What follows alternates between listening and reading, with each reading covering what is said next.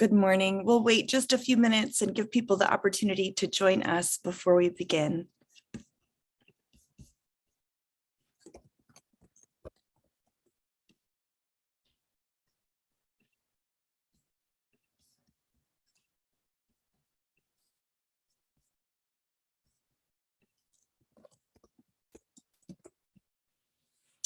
Well, it looks like we have a handful of folks already present with us, and I'm sure we'll have more joining us as we go. We have a short hour conversation this morning that's an introduction to the Nagorno-Karabakh conflict. And for those of you who know our organization, Churches for Middle East Peace, we were founded, one of our founding members was the Armenian Orthodox Church. So we work closely with His Eminence Archbishop Viken Akazian. We have a close relationship with Christians in Armenia and Armenian diaspora around the world. But we wanted to understand, we've been hearing, in the news, and September marks the 1-year anniversary of the 2020 war between Azerbaijan and Armenia. And so we wanted to understand, for those who might not know much about the conflict, I know I did not personally, and I'm just learning, and I'm excited for our community at Churches for Middle East Peace to learn more as well. And so we thought, who better to introduce us to this reality than an organization called the Crisis Group, which is an independent organization working to prevent wars and shape policies that will build a more peaceful world. And with us today, we have Olesya Vartanyan, who is the Crisis Group's Senior Analyst in the South Caucasus. Olesya researches and produces reports on regional security issues related to Armenia, Georgia, and Azerbaijan, with a particular focus on breakaway regions, which she'll have to explain to us what that means, in the South Caucasus. Olesya is responsible for advocacy at a national level in the regional capitals, Europe, and the US. Olesya Vartanyan has worked on conflicts for more than 15 years, and before joining the Crisis Group in 2016, she was a journalist with a particular focus on security and conflict-related issues in Georgia and its breakaway regions. With her field reporting during the 2008 Russia-Georgia war, Olesya contributed to the groundbreaking investigations of the New York Times about the origins of the conflict. Enjoying unique access to Abkhazia for a number of years, she covered crisis developments in this region for Radio Free Europe and Radio Liberty.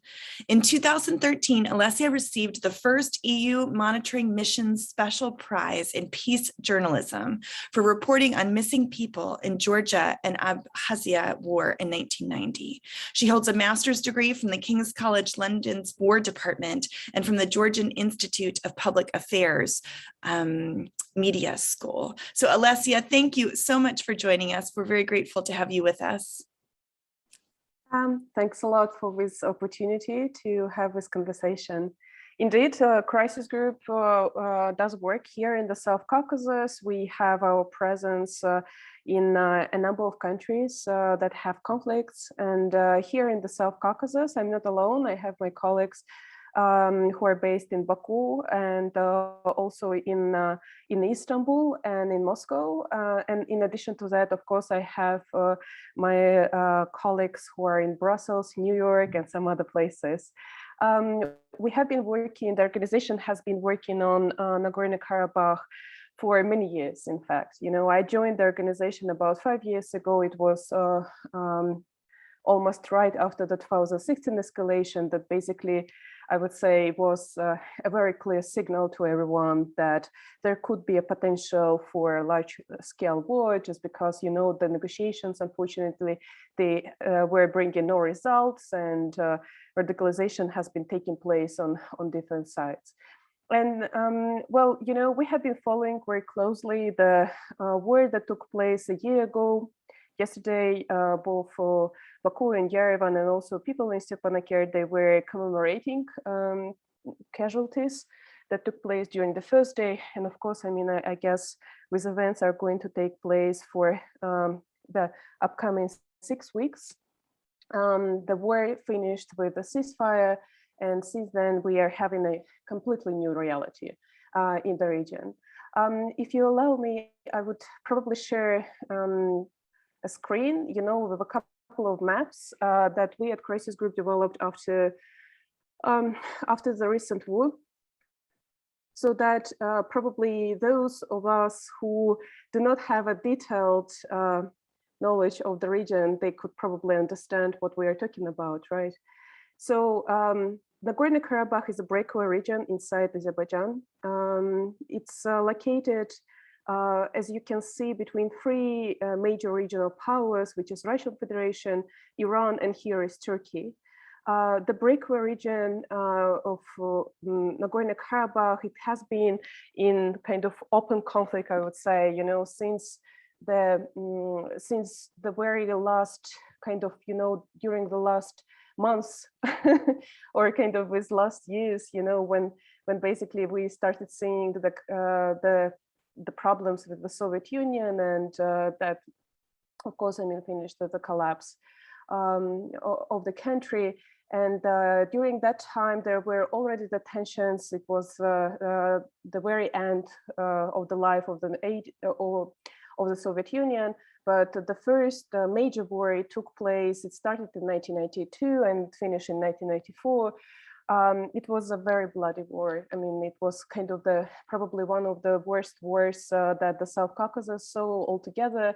And with many people who died, many more became refugees and displaced people. And the reality that we got in 1994, when the war finished, is that the Armenian troops, both locals, but also those from Armenia, they have been controlling quite a lot of territory, which was not just with breakaway region of Nagorno-Karabakh that you can see kind of, it's a distinct color, right? I mean, on the map, you can see with kind of, you know, strange shape of it. It's just kind of repetition of the mountains, you know, there. And in addition to that, also 5 Azerbaijani districts and 2 parts of districts, I mean, not fully, but actually one of the most populated parts of Nagorno-Karabakh at that time, which is Agdam and also Fizuli. So that has been the reality that we had been living with for more than 25 years. And there were attempts to negotiate peace. The main kind of, you know, mediating body at that time, it has been, we call it like the OSCE Minsk Group. And the Minsk Group consists of a number of members. They represent different countries that are members of the OSCE member states. But the 3 main co-chairs for a number of years, it was not like this in the very beginning, but then it changed.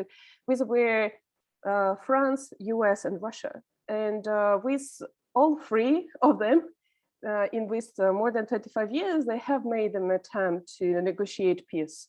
They were proposing different formulas and different peace plans. Unfortunately, all of them failed.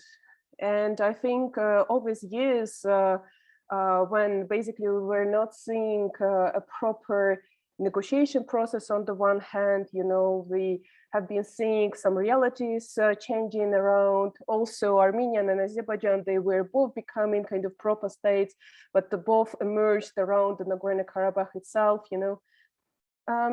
There were a number of reasons why we basically got the war that we saw last year.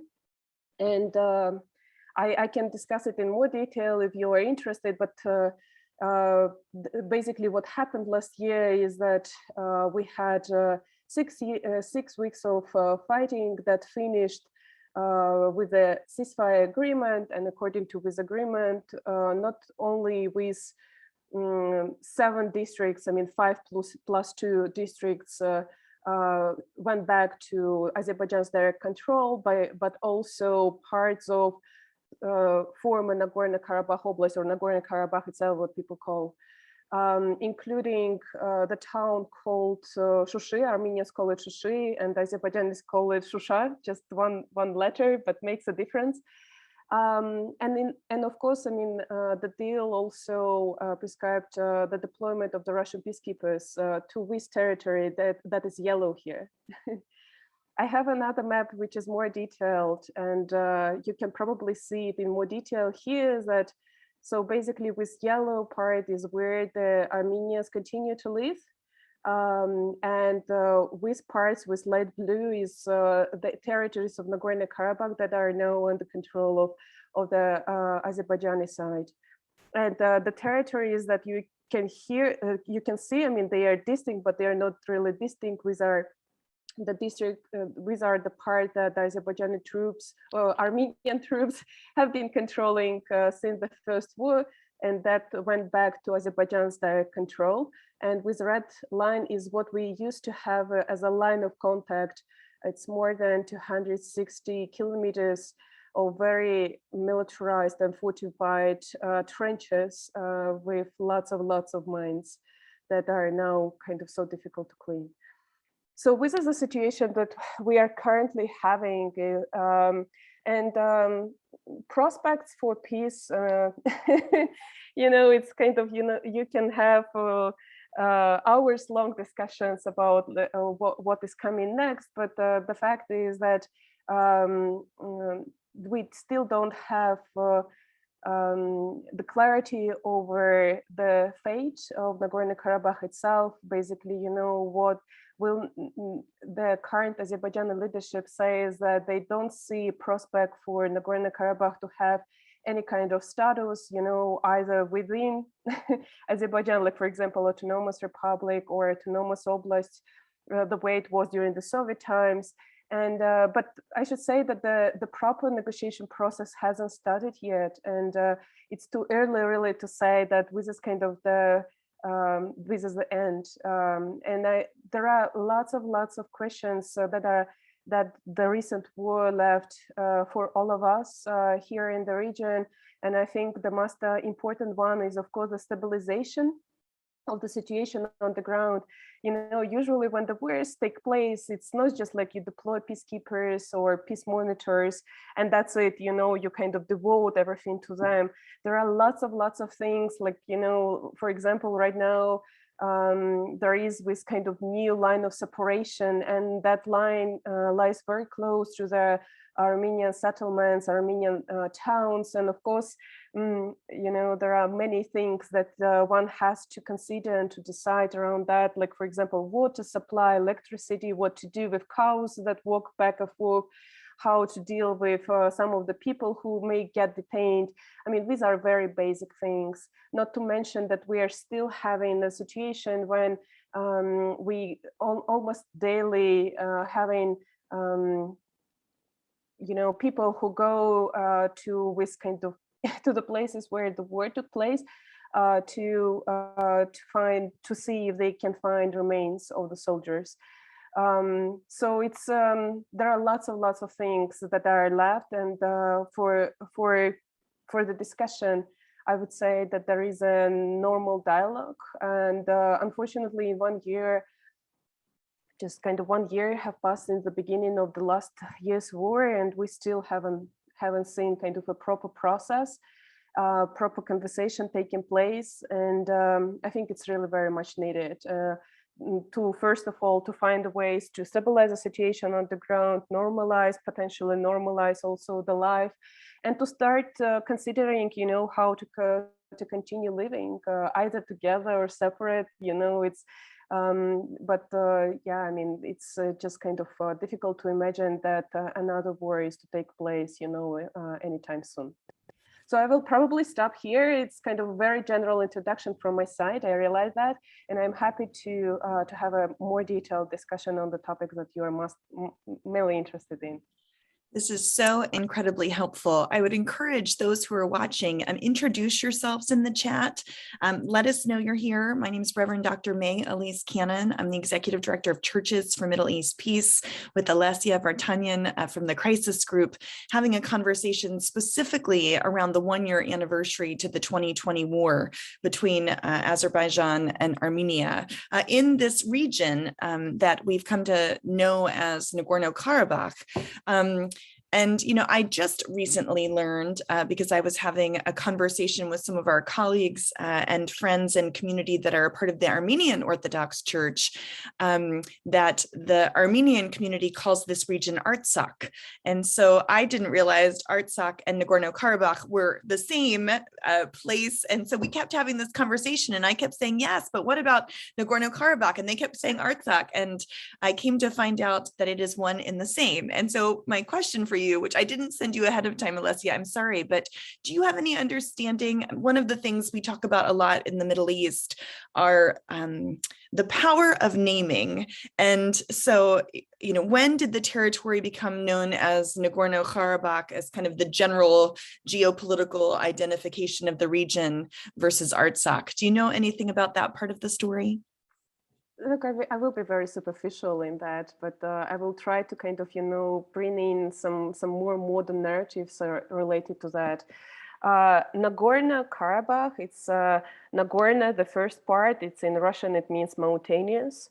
So Nagorno-Karabakh itself, it's on the mountains. And actually the shape, with strange shape on the map that you saw, it's the shape of mountains. So during the Soviet times, when they were crafting the border, they just took the map, and they kind of made it around the mountains. Karabakh, it's I understand that it's also the word with some Turkish origins. I might be really very wrong, and I don't want to make a mistake, but that probably means the Black Garden.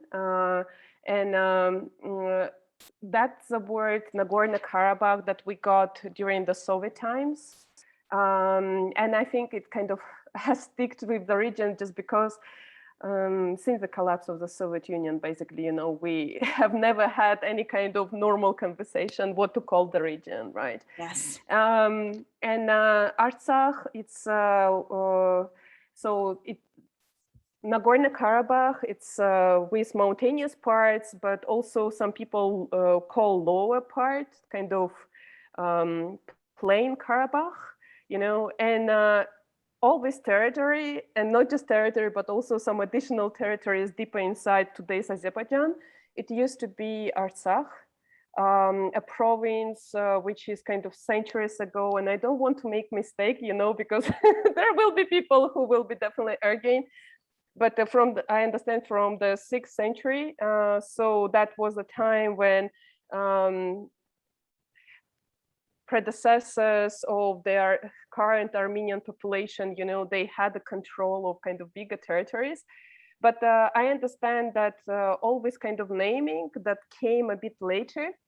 Of course, it was not like a, for example, Armenians won the war in the 90s and right away they call it Artsakh. It was not like this. The naming came a bit later, and that was also kind of, it was going in parallel with all this discussion around whether what should be the status of Nagorno-Karabakh, and many associated the name of Artsakh with independence, and plus also the territories that the Armenian troops have been controlling since the First War. So there is a political meaning there as well. But maybe it was in the beginning, but right now I should say that, you can, as you said, people make use of that name without really kind of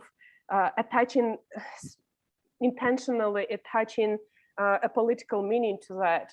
But I should say that, of course, on the Azerbaijani side and in some other places, there can be people who will not agree with necessarily with the name itself, and they might also kind of argue with you around that. Yes, this is so incredibly helpful. We, for the last year, have been reading and doing research, but not being very familiar with the origin stories of these countries and with this specific territory. Honestly, it's very, very confusing. Even something like, do you call it Artsakh or do you call it Nagorno-Karabakh? Has been some of the questions that we've been asking. And you've talked about this a little bit, but can you tell us a bit about the history or the origin stories of Armenia and Azerbaijan? And one of the things that really struck me on your map, which I hadn't realized, is it seems like Azerbaijan has territories that are not contiguous, which I would imagine can create lots of dynamics about movement and things like that. So tell us a bit of that history. Look, both of these nations, they claim like centuries of existence and very kind of, very important history, traditions, and much of it is true. The thing is that both Armenia and Azerbaijan, they have been part, I mean, today's states, they have been part of different empires. They have been part of kind of different states, you know, for a number of centuries. And that kept them in a way culturally close and distinct at the same time. So the latest union that basically brought them together, it was the Soviet Union. And during the Soviet Union, there were less problems, but there was also the legacy of some of the tensions that took place in the beginning of the 20th century, and that has more to do with the Ottoman Empire and the ethnic Armenian population that used to live there. So there were some issues during the Soviet times as well related to Nagorno-Karabakh, I should say. So there were some attempts to and calls on the leadership of the Soviet Union to transfer the region from Azerbaijan to Armenia's direct rule. Having said that, I should probably also add that one could observe this kind of movements and this kind of calls in some other parts of the Soviet Union as well. So I'm, for example, I'm connecting with you from Tbilisi, Georgia, and here also people, you know, they were having problems during the Soviet times with some of their today's breakaway regions. Luckily, not all the problems of the Soviet Union turned into open conflict, you know, and are now kind of, you know, creating headaches. But unfortunately, with Nagorno-Karabakh, during the Soviet times, and again, this is not just Nagorno-Karabakh, it's not a unique case of Nagorno-Karabakh, but some others, there were the problem that the Soviet rule was not able to somehow resolve. And some of these kind of, you know, grievances that have been growing over decades, and maybe they had some foundation from past histories, they came on surface and in the beginning of the 90s. And why I'm telling this kind of thing is because I believe it's really very important to understand that both Armenia and Azerbaijan, they emerged as states around the conflict. So these were just the first months, you know, of statehood in Azerbaijan and in Armenia when they entered the war. And when you look at their bureaucracy, when you look at their society, when you look at the narratives, even architecture sometimes, you understand how deeply it has kind of penetrated, you know, with conflict, all different layers of the society, of the state, of the policies.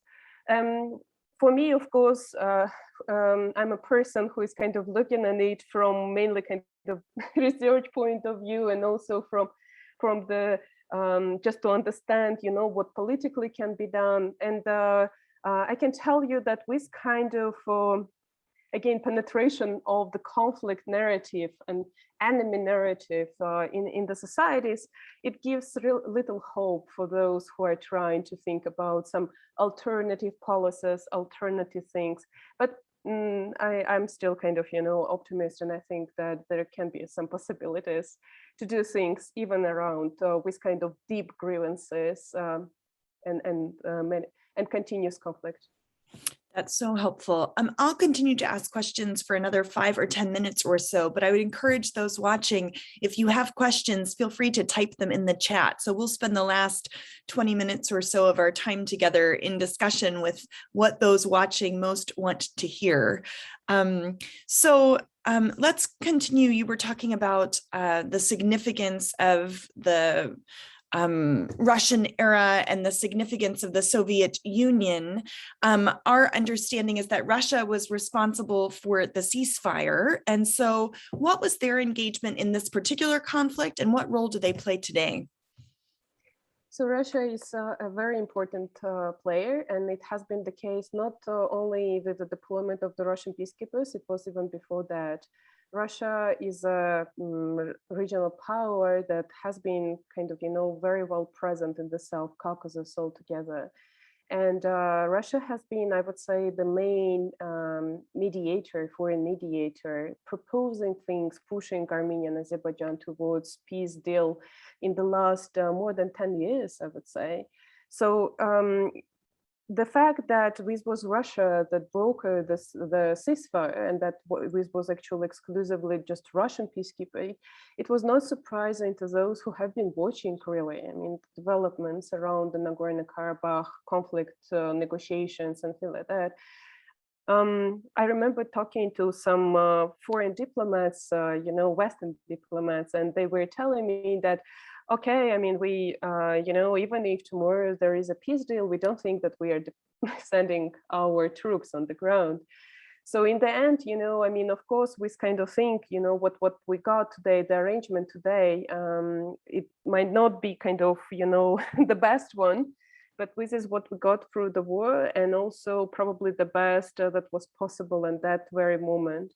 Russia remains one of the main foreign mediator, and it has its direct contacts with the leadership of Baku and in Yerevan. But in addition to that, of course, Russia is present now, and its peacekeeping mission, it sustains regular contact with the defense ministries, joint staffs in Armenia and Azerbaijan. And there were already the cases when they had to activate their contacts to, for example, cease clashes. That was it was during the summer when there were some tensions going on at the Armenian-Azerbaijani border. So yeah, Armenia and Azerbaijan, they are basically, they have to rely on their new party or the conflict, which is Russia. Mm-hmm. Do you mind pulling up that initial map again? We're getting some questions about, what are the help us understand what the grievances are from each side of the conflict. And I think understanding, you mentioned that the yellow color there is the Armenian population and the green is the Azerbaijan population. And it sounds like different parts of Nagorno-Karabakh or Artsakh, different parts of this region were previously a part of Armenia, but now they're a part of Azerbaijan. So is the territory now contested territory? Is it undefined? Is that part of the agreement of the ceasefire? And part of what you're saying about how peace is difficult in terms of where to go from here. Can you walk us through just the simple part of who did the territory belong to previously and what has it become today? I know it's a big ask, but for those of us who are not familiar, understanding the dynamics, it's super helpful. No, I will try to explain it once again. No worries, really. And thanks for kind of, asking for these clarifications. I understand that this can be confusing. So with territories, which is green, they are not populated yet. Oh, okay. Okay.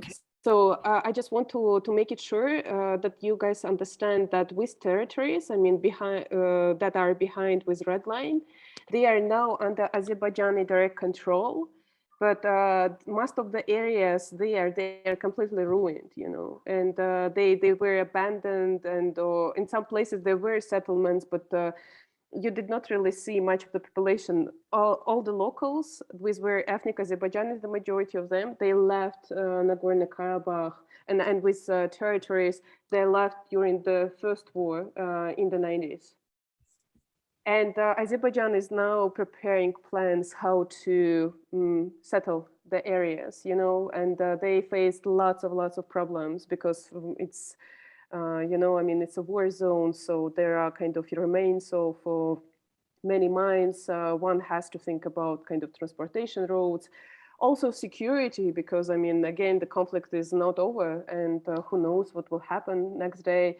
And also they have to find the ways to pursue people to go back. And it's not just Nagorno-Karabakh and other places as well. It's when you live in one place for such a long time, and especially when you went through such a traumatic story of becoming displaced, it's so difficult, and now you have to go back without really 100% clarity what your life would look like. So, I mean, there are many issues. So that areas, they are not settled yet, but potentially the Azerbaijani leadership, they are planning to do that.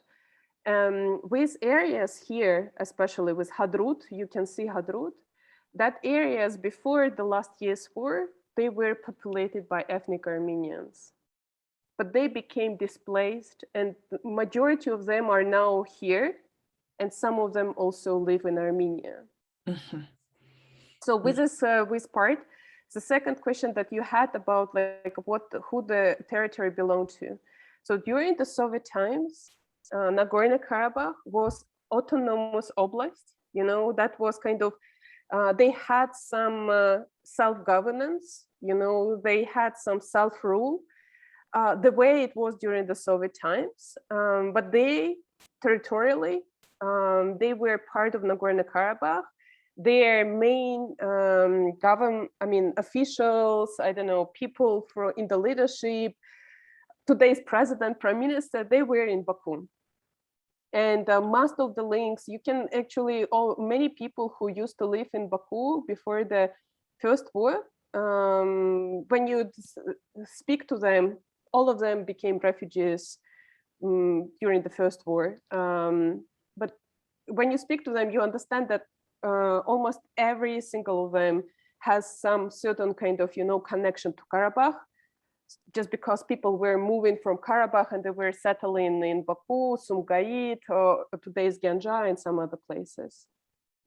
So, and with the collapse of the Soviet Union, and with this kind of, you know, where I should be really very careful,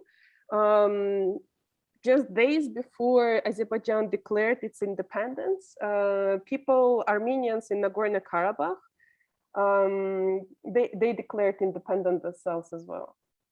And this is how they explain that they are kind of independent from today's Azerbaijan. Mm-hmm. Mm-hmm. No one ever made any kind of, you know, unbiased international assessment of this kind of, you know, decisions that were made in the beginning of the 90s. Which is important, I mean, in case you want to continue arguing why you were independent from Azerbaijan, you see. Nowadays, I can tell you that most of the international community, when they speak about Nagorno-Karabakh, they consider Nagorno-Karabakh to be part of Azerbaijan. Azerbaijan. When you talk about independence, I mean, I understand that these are not the things, you know, that you have to be really very careful with this kind of terms, and but I mean, to put it kind of black and white, yeah, yes. These are the things, yeah. When people were declaring or saying that they were independent, were they saying they were a part of Armenia, or that they were independent of Armenia and Azerbaijan? So look, in the beginning, following this kind of protest and rallies that took place during the Soviet times, in the beginning, the people in Nagorno-Karabakh, they started with kind of rallies, you know, around a slogan called Miatsum, which is about like unification.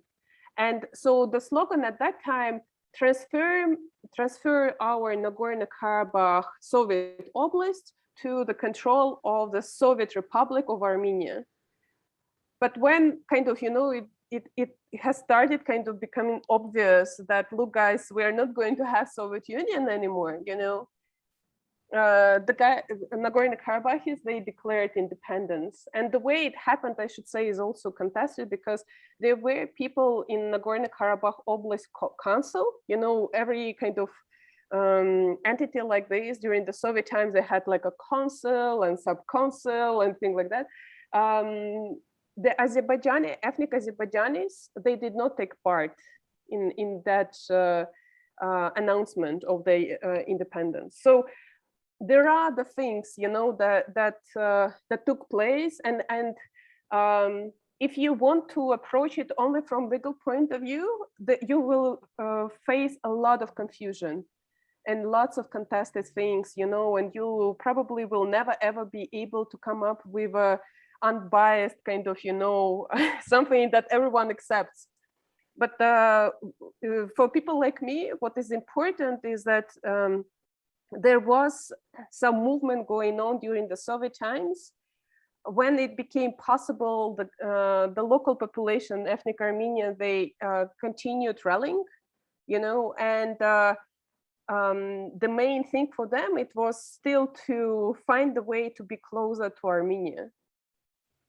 But since they declared independence officially, no de facto leadership, the leadership in Stepanakert, ever said that they are becoming part of Armenia. And Armenia itself never recognized independence of Nagorno-Karabakh. And Armenia never made kind of started an official process of making Karabakh part of it. And there are a number of reasons for that, why Armenia never did it. But I think it's kind of important to know with kind of, basic details, related to the story. Yes. Well, I think we would be remiss to not talk a bit about the history of Armenia, particularly in relationship to Turkey and the history of Armenian Christians with the genocide of Armenian Christians in the early 20th century. And so one of Churches for Middle East Peace's concerns is the sustainability of the Christian community in the Middle East, but around the world. And so we've been hearing a lot. You talked about what this territory is like now in terms of devastation, that one of the things that's happening as a result of this war of a year ago is the erasure, the destruction of churches, the destruction of cultural sites. And so can you speak a bit to that? We would say it's a cultural genocide, of the Armenian Christians that are in this particular region. I'm not in place to discuss this, to be honest, because I'm not a lawyer, and with things that they are now part of with investigations that are taking place at Strasbourg, and also I understand that the Hague will be also looking into these issues, and I think it's really very important it will be very important, to clarify many of these things that look, it's any person from Nagorno-Karabakh, when you discuss these things with them, you understand how emotional it is, right? It has changed their lives for a number of generations now, and people also realize that the conflict is not going away anytime soon. And on the other hand, you have kind of politics that are linked to the kind of legal issues and things like that, and which are highly debated and contested. I'm not in a position to discuss them in this detail. I'm mainly looking into the situation on the ground, what can be done, why certain things are failing, not unfortunately, not with kind of, assessment that you're asking me to make.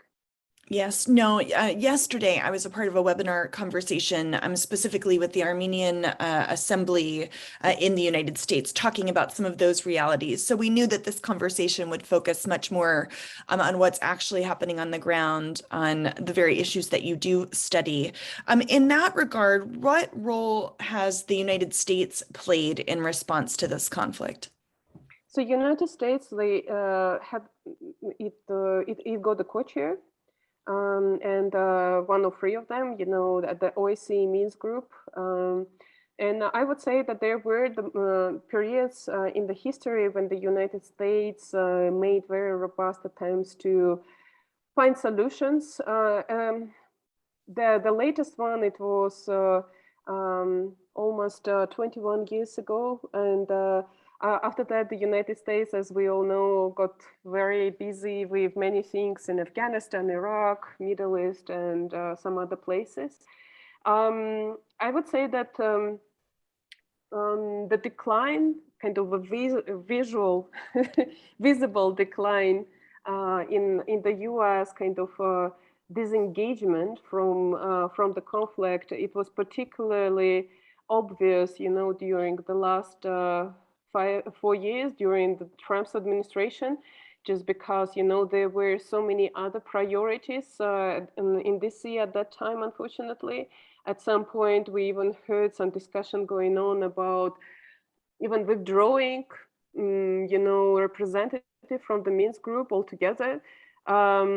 and then that really affected the process, I should say, because previously the US co-chairs, they always had some backing, you know, from DC. They would go and they speak separately. They would discuss it on kind of project and ideas with Yerevan, Baku. When there is a need, there would be calls from the state secretary, you know, there would be calls from the White House. Sometimes they would even come together, you know, just kind of to show the solidarity and the unity around the need to find a solution. But during the Trump administration, it was completely disengagement mainly. And that was really very unfortunate. And I think it also in a way contributed to this kind of growing feeling of being home alone, you know, when no one cares. I understand that the Biden administration, they are now trying to figure out what can be done, you know, how to re-engage. And there was a really very important initiative that they implemented during the summer when they kind of, you know, when there was an exchange of the mind maps so Armenia provided mind maps to Azerbaijan, and Azerbaijan released 15 Armenian detainees. That was kind of the first round of exchange. The second one took with the Russian exclusive, I would say, participation around that. I think the most important part of this whole kind of, you know, story with the exchange, and it was also very controversial, I should say, you know, people kind of still continue debating whether that was the right move or wrong move. But what was really very important is, I think that was the first time in many months when many people like me, you know, we saw the US engagement with the conflict again after the war. And kind of, you know, the US basically made clear that we are here, you know, and we want to continue doing things. I think some other stuff will be coming, and probably even in the coming weeks and months. And yeah, I mean, it will be extremely difficult, you know, because when you have this kind of situation, when many blame you basically, you know, for ruining your presence and engagement, it's really very difficult to re-engage again. But yeah, I mean, hopefully there will be ways how to do that.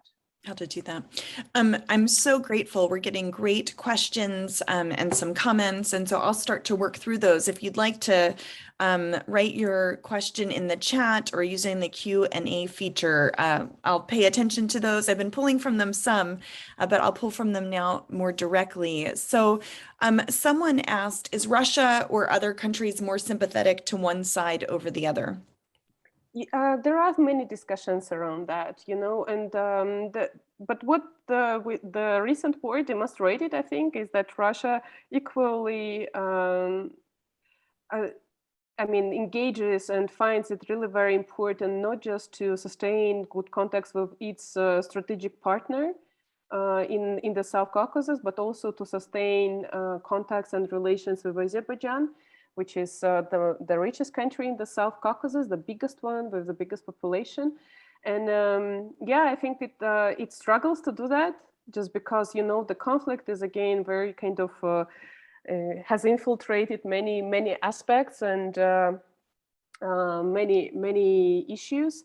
But yeah, so far Russia has been mainly trying to demonstrate that first, Nagorno-Karabakh is not like Abkhazia, South Ossetia, Ukraine, Donbass, you know, or even Transnistria. It's different, and it wants to find a way to contribute to the process.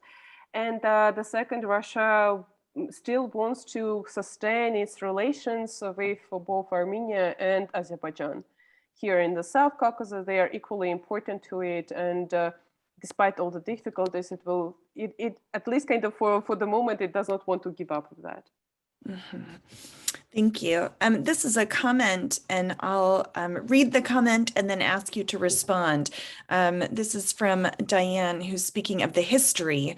The non-contiguous portion of Azerbaijan is called Nakhichevan. in 1914, Nakhchivan, or had been for 2000 plus years, 95% plus Armenian. In 1917, after the Armenian genocide, it became 40% Armenian.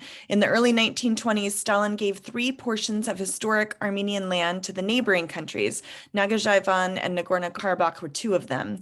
By the 1960s, Nakhchivan was reduced to 3% of the population. Today, it is 0%.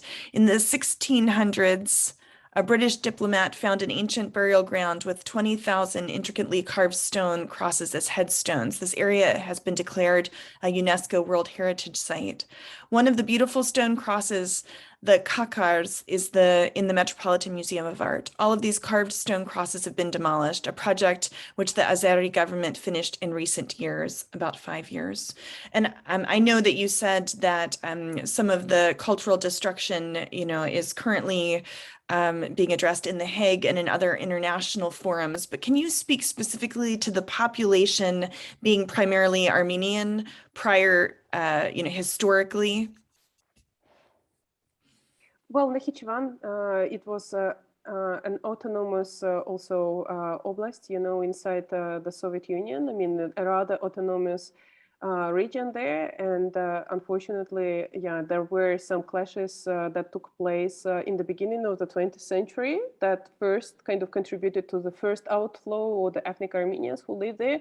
And I think much of the basically, the process of the ethnic Armenians living in Nakhchivan, it finished in the 90s with the war in Nagorno-Karabakh. That was kind of culmination of growing tensions around ethnic Azerbaijanis and Armenians. When it comes to cultural heritage, I think these are the things that are kind of, there are people who study it very well, and especially the Julpa cemetery, with this kind of something that always comes into the conversations and debates when people discuss cultural heritage, and especially after the recent Nagorno-Karabakh war, people kind of, question this thing whether we will be able to sustain some of the cultural heritage so that we avoid a repetition, or kind of similar problems in Nagorno-Karabakh, or at least kind of, arguments around that.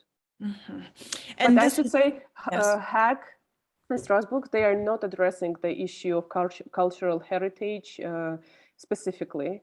They are discussing, in both cases, I mean, there are the differences, but they are discussing more the issues related to the human rights, and unfortunately, the cultural heritage, I'm not sure in what aspect it can be, it probably is there. I mean, one has to look into this, but there were probably, that there were some attempts, even before the war and after the war, to find the ways to agree on what to do with the cultural heritage, including the one that some monuments in the areas that were under the control of Armenian troops before the war, and that are now to return to the direct rule of Azerbaijanis. And I mean, this is kind of really very important issue, and actually probably one of the most emotional one.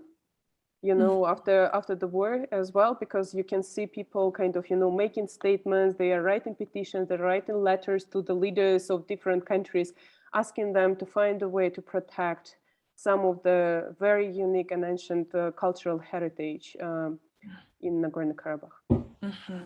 Which would certainly be a priority for us at Churches for Middle East Peace as well. And so we will continue to talk about that. And again, we had a specific conversation about that yesterday. I'm just going to continue. I know we only have 10 minutes left, but we have a couple more questions. OJ asks, with regard to Turkey, there's the possibility of normalization of relations with Armenia now, and that 7 regions surrounding Karabakh have been taken back and were returned.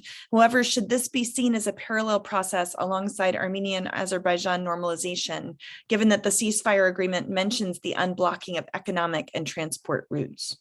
Well, you know, this issue is related and not related.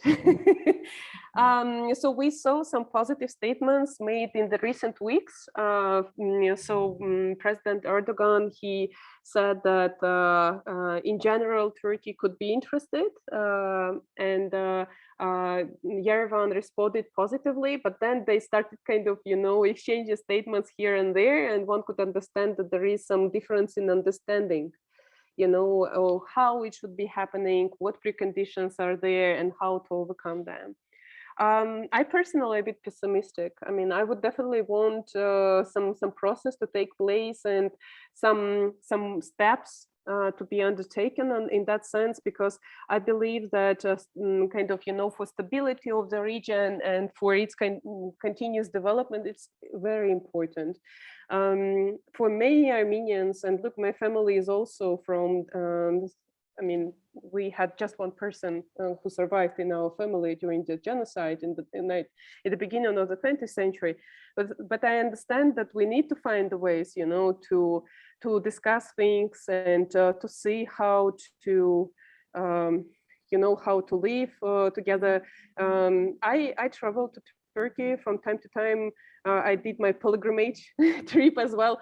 So, and I would love to have a chance to, for example, you know, to do that when I need, without really being afraid of my security and also security of my family. So I believe that there are the topics that one can discuss, starting from some really very basic people-to-people contacts and how to facilitate that, and finishing with some major issues related to the politics, you know, and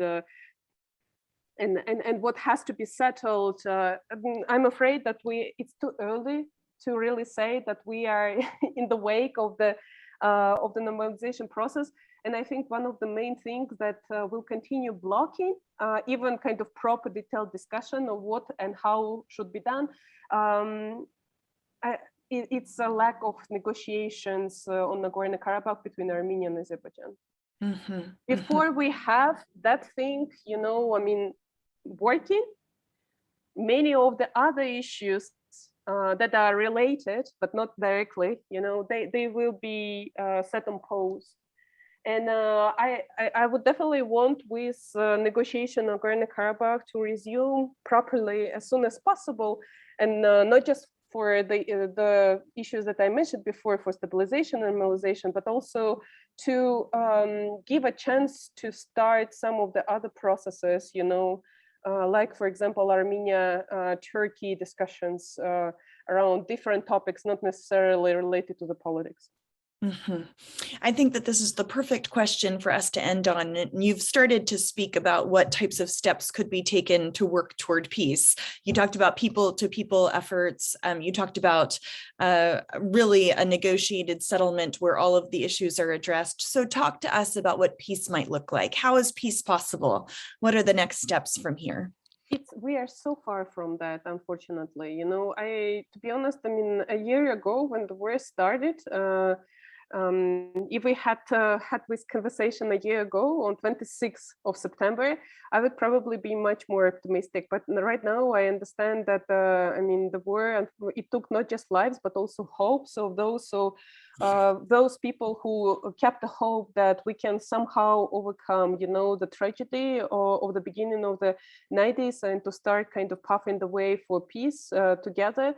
I'm afraid it will take many more years, you know, to somehow overcome the trauma that many people, you know, had to live through, and also we have to find kind of a strength, you know, to forgive, you know, for the things that happened. And if it's possible at all, for some people it's not possible, and I'm not in the position to judge them. But what is really most important, I think, and I'm sorry that I'm kind of saying it for the third time in 1 hour, what is really very important is negotiations. And it's really very important to have a proper process where you can not just kind of enter it for your political gains, but also to have a conversation about what is at stake, how to normalize life on the ground, how to find ways to overcome each other's red lines, so that people do not continue suffering from the war that already took place and already took so many lives and led to so much tragedy, you know. So that part is extremely important. And in terms of the agenda, I think I already spoke about the need for stabilization and normalization, and there can be more things, you know, that have been, that need to be discussed. It will have to be a very long and difficult process, traumatic, lots of debates, emotions, but Yes. no other way, unfortunately. Yeah. Yes. Well, thank you so much. I mean, these maps and your explanation, it's so helpful. And, you know, Churches for Middle East Peace, we address conflicts throughout the Middle East. Our priorities in advocacy are focused on holistic peace building. So we talk about having multi-narrative approaches. So it's important for us to understand not only the perspective of Armenian Christians, but also Azerbaijani perspectives. And someone, you know, made a comment that there has been cultural destruction on both sides, and that there have been mosques that have been destroyed as well. And so that's important for us to acknowledge. So we want to have a multi-narrative approach. And one of our priorities is the sustainability of the Christian community. And so how do we stand in solidarity with the church while also having a multi-narrative perspective of the geopolitical considerations? And I feel like you've done such a lovely job of helping us understand some of the history and the terms and even the sensitivities and the many, many unresolved issues, you know, as a result of this war. So our commitment is to continue to learn and be educated, and then we'll have opportunities for our constituents to take action through advocacy to address human rights concerns, economic realities, you know, and some of the other results of the conflict. So very, very grateful to you, Olesya. Thank you. Please do keep in touch, as we're grateful for your work, and it's so helpful in informing us so that we can be better educated about this particular conflict. If you give me just 10 seconds, Please. I No, want please to go thank ahead. your audience for having an interest.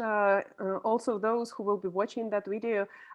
It's an incredibly sad and really very complicated story, but and I understand that especially during these days when we are commemorating, you know, casualties from the last year's war, it is particularly can be painful to hear some of the things that contradict, you know, kind of general vision in that community or in this community, you know. I very much appreciate the feelings, and I myself had to go through some of the things, you know, related to the war, but I apologize if some of my things, you know, had to touch someone's feelings, and I'm very happy to receive questions and continue the discussion with those who may find it important to ask more questions, or who disagree, you know, and want to have a more detailed conversation around that. It's very easy to find my email on the website of the crisis group. I'm open to have communications. Wonderful. We'll point people to you. So very good. Thank you so much for your time, and we will certainly continue to be in touch. Thank you. Thank you. Bye. Yes. Blessings to all who joined us. And thank you for your support. You can find us at www.cmep.org.